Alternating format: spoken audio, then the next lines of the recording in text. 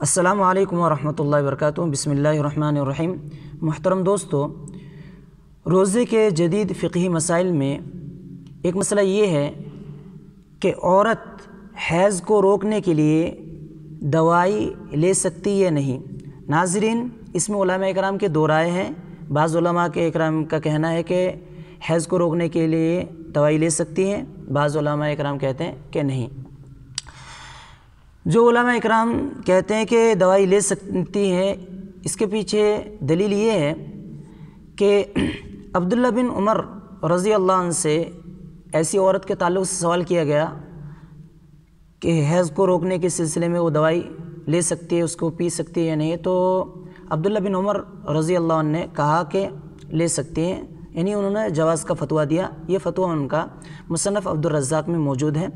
اسی فتوے کو مد نظر رکھتے ہوئے شیخ بن باز رحمہ اللہ کا بھی یہی رائے ہے،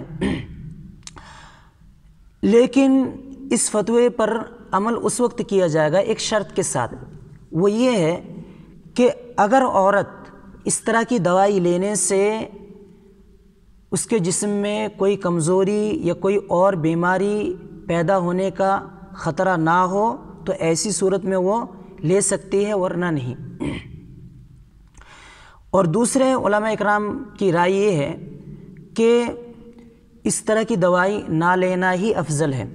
افضل اس لیے ہے کہ اللہ تعالیٰ نے عورتوں کے اوپر، عورتوں کے مقدر میں یہ لکھ دیا ہے حیض کا آنا، تو یہ حیض اگر آتی ہے تو یہ کوئی نئی بات نہیں ہے۔ صحابیات کو بھی حیض آیا کرتی تھی اور وہ بھی روزہ نہیں رکھتے تھے اور بعد میں ان روزوں کا قضا کر لیا کرتی تھیں، تو اسی کو یہی اصل ہے، تو اسی کو مد نظر رکھتے ہوئے روزہ نہ رکھنا حیض کے ایام میں اور پھر بعد میں ان کا قضا کرنا یہ صحابیات سے منقول ہے۔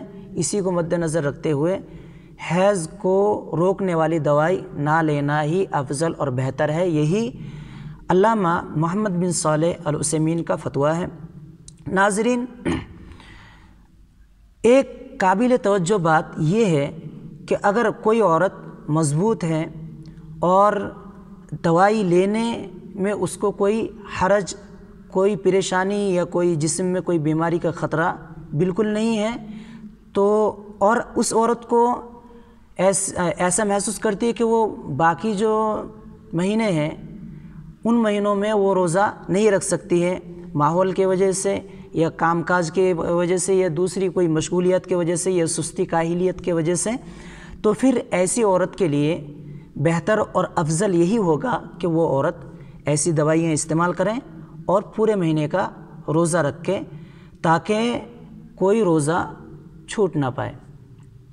اللہ تعالیٰ سے دعا ہے کہ اللہ تعالیٰ ہمیں قرآن و سنت کے مطابق عمل کرنے کی توفیق عطا فرمائے۔ ناظرین، آپ سے درخواست ہے برائے مہربانی اس ویڈیو کو زیادہ سے زیادہ شیئر کریں، کیونکہ یہ حالات حاضرہ کو مد نظر رکھتے ہوئے جدید فقہی مسائل میں یہ ایک اہم مسئلہ ہے، تو اس کو آپ زیادہ سے زیادہ شیئر کریں تاکہ دوسرے مسلمان بھائی بھی، دوسری بہنیں بھی اس مسئلے کو جان سکیں۔ والسلام علیکم ورحمۃ اللہ وبرکاتہ۔